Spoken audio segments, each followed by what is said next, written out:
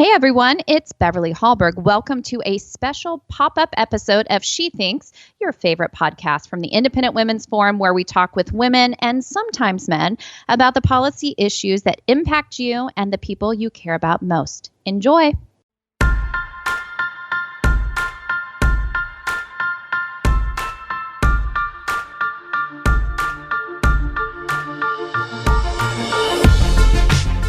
And we are live.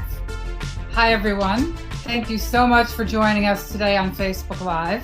My name is Jennifer Braceras, and I am the Director of Independent Women's Law Center, which is part of Independent Women's Forum. I'd like to welcome today Jason Riley, who is a Senior Fellow at the Manhattan Institute and a member of the Wall Street Journal editorial board. Jason is the author of Let Them In, which argues for a more free market approach to immigration, and Please Stop Helping Us, a critique of government efforts to help the Black underclass. His most recent book, False Black Power, delves into the question of why political success is not translated into economic advancement for the Black community. Jason is currently at work on an intellectual biography of the economist Thomas Sowell. Thank you for being here, Jason. Thank you.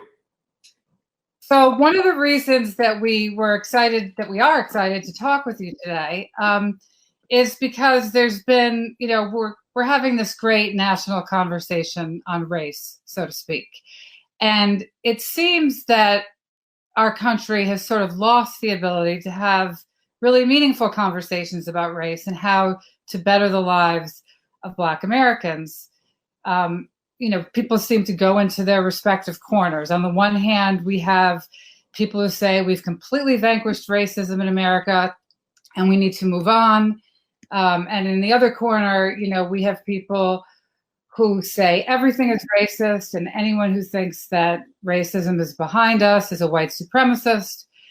And there's been no progress whatsoever in America. So I'm hoping that we can talk, have a conversation today that sort of gets people out of these corners and finds some common ground. What do you think? Is that possible? Between us, sure. Right. Well, we should probably start by laying out some terminology. I've found it often seems like we're talking past each other, and conservatives and liberals don't even mean the same thing when they use the word racist. So I'm wondering if you think that's true and if you sort of have any strategies for overcoming what might be a definitional problem.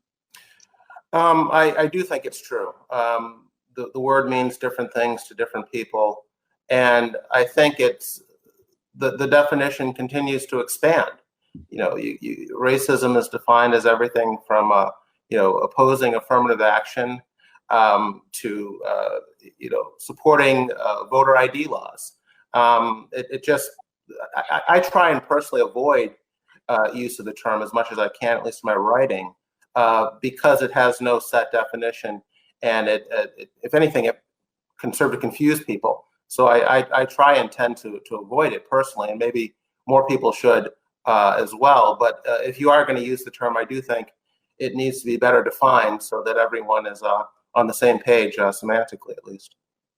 So how do you think it should be defined? I mean, when I was growing up, I guess I thought of prejudice maybe as sort of the implicit bias that some older people might have, or people that, weren't necessarily well-intentioned, but just maybe hadn't had an opportunity to live amongst diverse populations.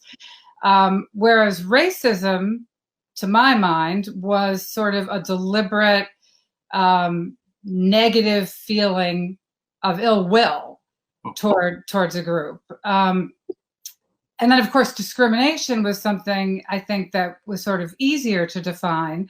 It was really, an act, right? An overt act of treating somebody differently because of their race.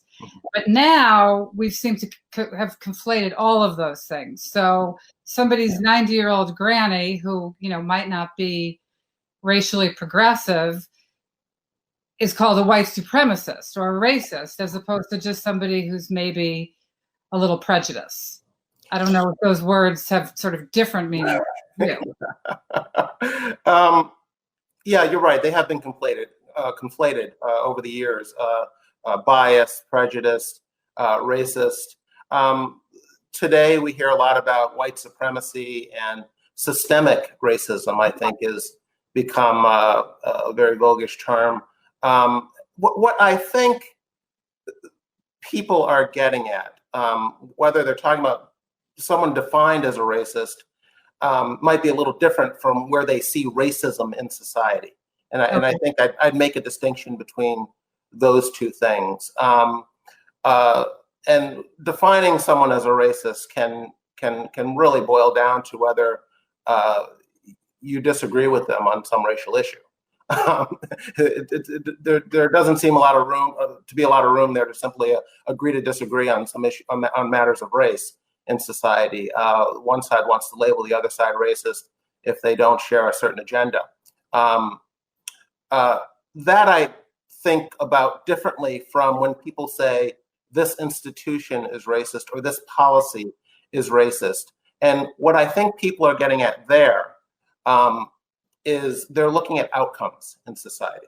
And where they see racial disparities, they are saying that is the same thing as racism or something being a racist, a policy.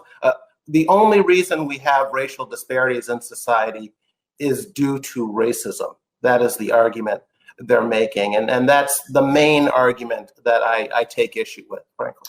I mean, do you think it's deliberate? Like, can't we all just agree to talk about these things in terms of policy X has a negative impact on the Black community or leads to negative outcomes in the Black community? I mean, why do we have to say it's racist, which implies intentional motive? Well, I guess you'd have to ask the person using it that way.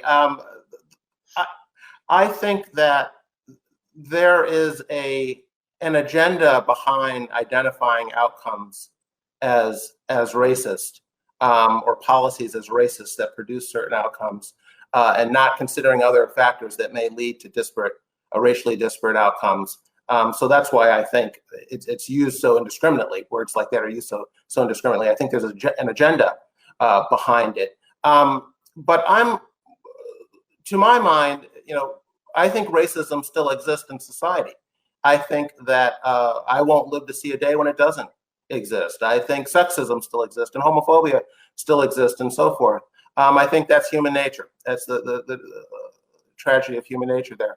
But I put that in a separate category from saying that everywhere we see racial disparities, we can automatically attribute racism to the reason we have those disparities. I think that there are other factors that can cause racial disparities in society, and we don't spend a lot of time talking about those other factors. We simply jump to the conclusion too often in our discussions that something fishy is going on where we don't see racial parity in outcomes. If Blacks are this percentage of the population, but this percentage of the law firm's partners, or this percentage of the school's freshman class and so forth, we assume something nefarious, some third party entity up to no good must be responsible for that outcome. And I think that's jumping the gun. And I think that we should, that there are many reasons why we have racially disparate outcomes in society.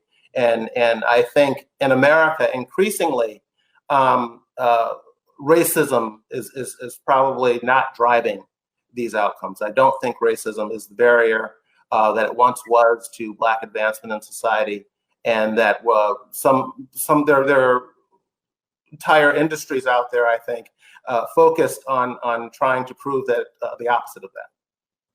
So you would think that people who believe that Black Lives Matter would want to get to the root causes of some of these disparities and not just cast aspersion, which sort of brings me to my next question, which also has to do with terminology and the phrase Black Lives Matter, because one can say that is so as a sentence, lowercase, but that is very different than saying one approves of the movement Black Lives Matter. And so, there was a big deal when Vice President Pence was asked to simply say Black Lives Matter, and he kept saying all lives matter. Why do you think some people are hesitant to embrace the movement? And what's different about the movement from, the fact that Black Lives Matter, which of course they do? Well, you started by asking, why groups like Black Lives Matter don't want to get at the root causes of these problems. I think they have identified the root causes of these racial disparities as racism. And they'll trace it back to slavery and its aftermath, Jim Crow, and so forth. And so we hear a lot about the legacy of slavery and the legacy of Jim Crow when we are discussing racial inequality in the country today. So that's what they see as the root cause of these disparities today.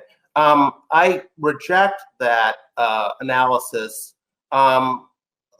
mainly because of what I saw happen among Blacks in, say, the first 100 years after slavery versus what has happened since the 1960s when it comes to Black outcomes. And what you saw in the first 100 years after slavery was a narrowing of racial gaps, whether it was educational attainment or incomes.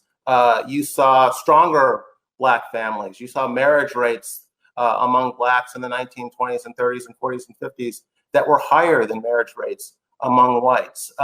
You saw Blacks gaining in education, not simply in absolute terms, but relative to white gains in education. So we saw a narrowing of racial gaps in this period, much closer to the institution of slavery and during Jim Crow. And so when I look at how that has, in many cases, reversed course those trends, starting in the 1960s and continuing to today, I say, well, I don't see the logic in citing slavery and Jim Crow as the main cause, unless the legacy of slavery and Jim Crow skipped a few generations and then reasserted itself. So I'm looking for other reasons that might be to blame for the outcomes we see today. But again, that is not to say that racism doesn't still exist. Sorry, when do you think that turning point was, and why do you think things changed? Well, I would look at the government programs of the 1960s that were put in place, and I'm talking there about Lyndon Johnson's Great Society programs. I think these were well-intentioned efforts to help the Black underclass that simply went awry and interfered with the sort of self-development that was going on in the Black community. Again, it was well-intentioned, but I think it put in place a lot of perverse incentives that led to primarily, and most importantly, I think led to the breakup of the Black nuclear family. And I think that has been the root cause, so to speak, of many of the problems that the Black community faces today. Back as recently as the early 1960s, 2 out of 3 Black kids were raised in a home with a mother and a father. Today, more than 70% are not, and in some of our inner cities, it's as high as 80 or 90%. And I think that factoid alone explains a lot about what's going on with these young men shooting each other in Chicago, and poverty rates and unemployment rates and all the rest, I think, can be traced back to the disintegration of the nuclear family in the Black community.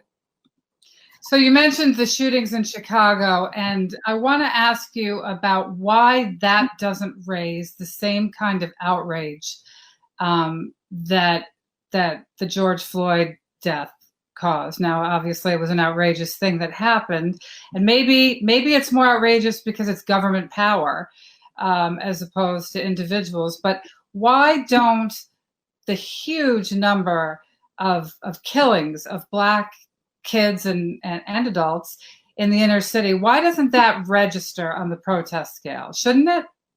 Well, if you look at the protesters or the activists or the civil rights groups that are out there raising the profile on police incidents that go awry, they have no real agenda, or they have no real incentive, I should say, to raise this Black on Black killing to the same level. The activists are out there pushing an agenda, and you raise money by pushing the narrative that they're pushing, which is that your George Floyds or your Eric Gardner's or your Michael Brown's happen all the time in the Black community.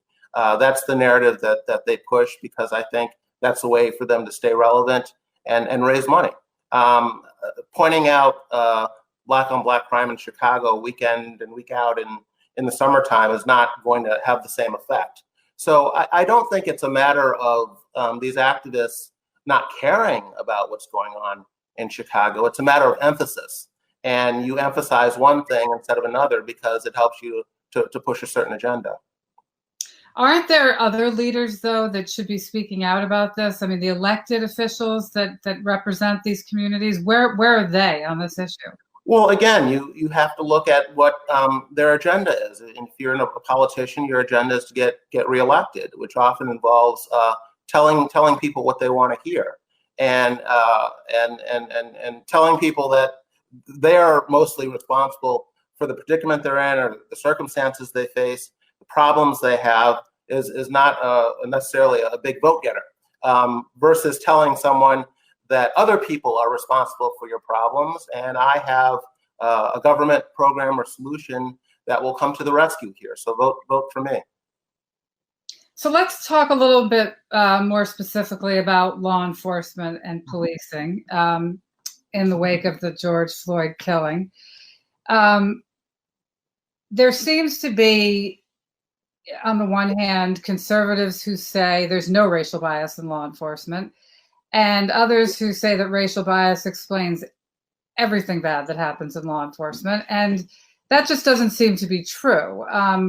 I've looked at some of Roland Fryer's research, which I know you've published in the Wall Street Journal, and you've talked about it in your writing. And that seems to indicate that race does not, he's an economist at Harvard, for people who don't know, and he's studied this, and his research seems to indicate that race doesn't seem to be a factor in police killings and excessive force, but at lower levels of maybe inappropriate force or negative interactions with the police, he says implicit bias does play a role. What do you make of that research? Well, I would just correct you on the last point there. Fryer finds that when it comes to lethal use of force, he found no racial bias in policing. Right. I'm sorry. That's what I meant to say. But when it came to non-lethal force, he saw that Blacks were disproportionately subjected to non-lethal force, shoving, use of a nightstick, something like that. Okay. But he was hesitant to attribute that to police bias. Again, he found a racial disparity, but he said you have to control for what the person is suspected of before you can automatically attribute a disparity to bias. And so he did not take it that far, and others have not taken it that far. And it's important to point out here that Fryer's is no outlier here. There have been other studies that show the same thing that his study showed in terms of the lack of police bias when it comes to shootings and so forth. But my problem with our conversation here that we're having nationally is that it is about policing. I mean, if we're worried about, we're having a conversation as if the biggest problem in these communities is police behavior. It is not police behavior that is driving the Black homicide rate in this country. Police are involved in a tiny percentage, 1%, 2%, 3% of Black homicides each year. In Chicago last year, for example, there were close to 500 homicides. 500 homicides in Chicago last year. 3 involved police. I mean, nationally, last year there was something like 7,400, 7,300 Black homicides in the country. A little over 200 involved police. So we're talking tiny percentages year in and year out. We're having a conversation as if what happened to George Floyd happens all the time, everywhere to Black people every day. And it's not something that comports with the data that we have. Right. In fact, you could argue that police disparately enforce the laws in the inner cities, and that, if anything, Blacks are victims of under-policing in the inner cities. I mean, yes, Randall Kennedy. I mean, police are in these communities because that is where the 9/11 calls originate. Most of the people in these communities are law-abiding. You're talking about a minority of a minority that is responsible for all of this violent crime in these communities. And if you want to reduce the number of police interactions with people in these communities, what we need to do and be focused on are the crime rates. And we don't talk a lot about Black crime rates. We break down police behavior by race, but not criminal behavior by race. And if you talk about one without talking about the other, you are not giving people the full story, the full picture. And we have people out there protesting in the streets. We have athletes refusing to kneel because they have become convinced that there is some epidemic going on out there. But the data we have shows just the opposite. Police use of force, not only with regard to Black suspects, but nationwide, has fallen dramatically over the past half century, including in our big cities with large Black populations. There's just irrefutable data showing that, and it doesn't get the attention it deserves. This debate is not put in the perspective or in the context that it needs to be put in for people to understand. And when you give people a lot of misinformation, we get protests in the streets. And it could, my biggest problem here is that it could backfire. And it could backfire in a way that leaves these communities with less effective policing. If we start scapegoating this entire profession based on a few bad actors, you're going to see, I think, police pull back, become less proactive, stay in their cars, not interact with the community. And that's going to give the criminals the run of the place. And we're going to end up with more dead Black people. Yeah, I don't really understand the whole defund the police movement. I mean, at the fringes, there are people who actually want to abolish the police and send in social workers, which is just an absurdity. But there are lots of people who are less extreme than that who want to decimate police budgets, either, I don't know, to punish the police or to reallocate those resources to other social services. It seems to me that will just hurt the very communities that need the most help. Absolutely. And Fryer's research, again, has shown this, that when you scapegoat entire police departments, police react. And they react in a way that makes them less likely to interact with the community. And that leads to more violent crime and more dead people in these communities. And I would say that this defund, reallocate of resources movement is not coming from the Black community itself. It's coming from people trying to speak on behalf of the Black community. But the polling that I've seen shows that most Blacks do not want the police defunded. If anything, they want a greater police presence in these communities. So it's another example of the activists not speaking on behalf of the people they claim to. And there's a long history of this, not just with regard to policing. In the field of education, something you're very familiar with, most Blacks and Blacks with school-age children in particular are huge supporters of school choice, including charter schools. The NAACP is opposed to charter schools.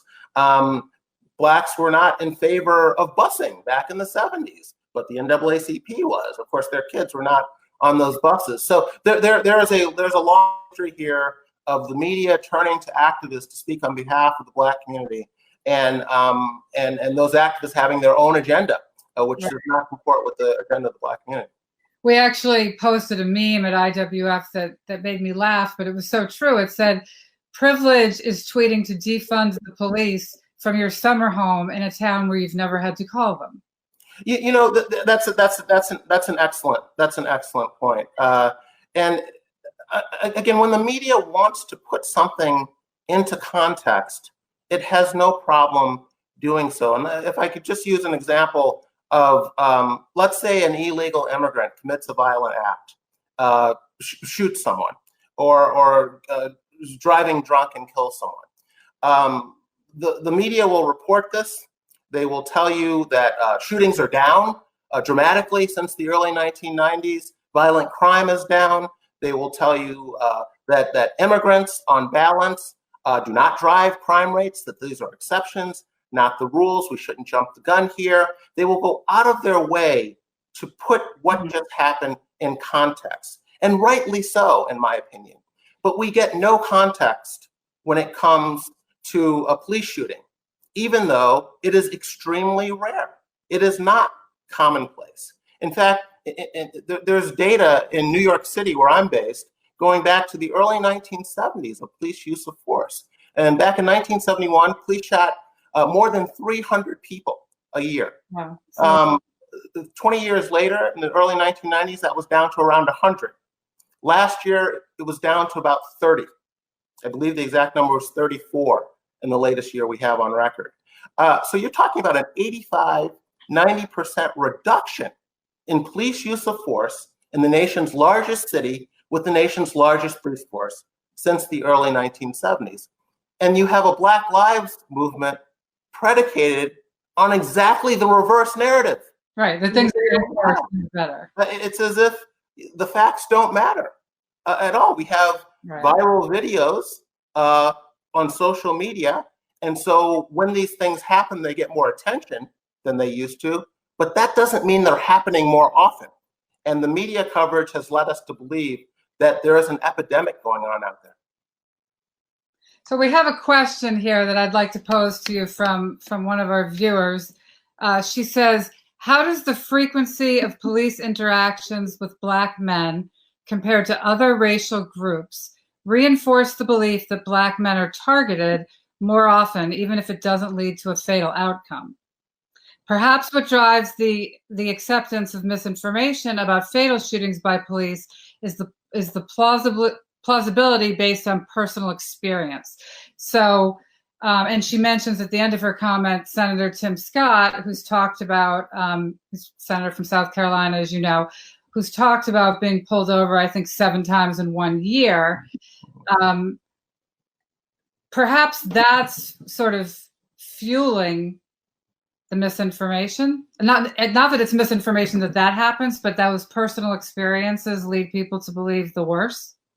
Sure, but we all behave this way. There's a perception out there that only white people cross the street when they see young Black men coming toward them at night, or only white people don't get on the elevator with young Black men, or don't switch subway cars and so forth. That's nonsense. Black people behave the same way.